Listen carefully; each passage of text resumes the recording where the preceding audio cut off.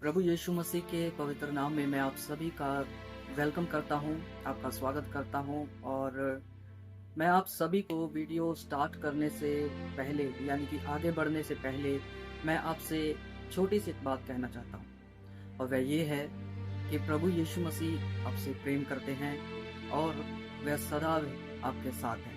कभी भी अपने आप को अकेला ना समझें, ना निराशा में जाएं, ना डिस्करेज रहें, ना डिप्रेशन में जाएं। याद रहे, परमेश्वर यीशु मसीह आपके साथ है और वो आपसे प्रेम करते हैं। आइए आज के वचन की ओर चलते हैं। आज का वचन मैं ले रहा हूं इफिसियों की पत्री से।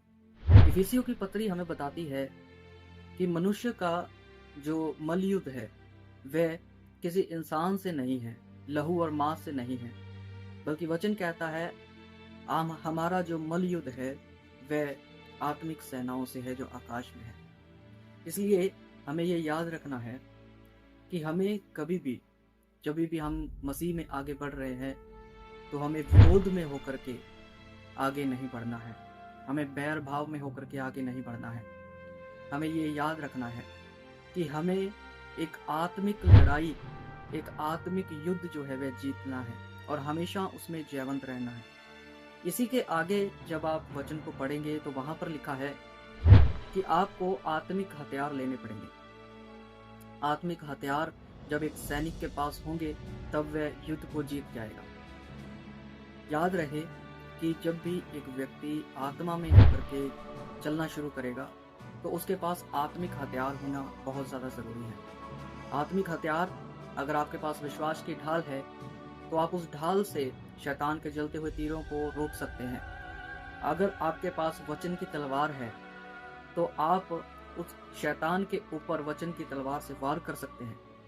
याद रहे, अगर आपके पास खाली ढाल है और आप ढाल से तीरों को रोकेंगे तो आपके पास आपका दूसरा हथियार भी होना चाहिए जो कि वचन की तलवार हो, ताकि आप अच्छे से लड़ सके और अपने दुश्मन के ऊपर भी प्रभाव डाल सके, उसके ऊपर अटैक कर सके। और अगर आपके पास सिर्फ तलवार होगी, ढाल नहीं होगी, तो जो तीर उधर से आएंगे उसको आप कैसे रोकेंगे। मैं आपको कहना चाहता हूँ, बाइबल हमें कहती है कि अपने सारे हथियार, आत्मिक हथियार जो हैं उनको बांध लो और खड़े रहो अपने विश्वास में, अपने लड़ाई में, अपने युद्ध में। और ये युद्ध आपको प्रार्थना करते हुए जीतना है, ये युद्ध आपको उपवास में रहते हुए जीतना है, आपको बाइबल पढ़ते हुए जीतना है, आपको अपने विश्वास में खड़े रहते हुए, चलते हुए जीतना है। आपको प्रभु के साथ बने रह करके इस युद्ध को जीतना है। हमेशा याद रखें कि आपका जो एक सहकर्मी है, आपके साथ जो है वो यीशु मसीह है जो पहले ही जीत चुका है।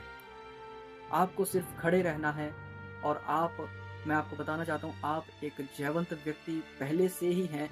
आपको सिर्फ उस लड़ाई में खड़े रहना है। प्रभु इन वचनों से आपको आशीष दे। सबको जय मसीह की, सबको सलाम।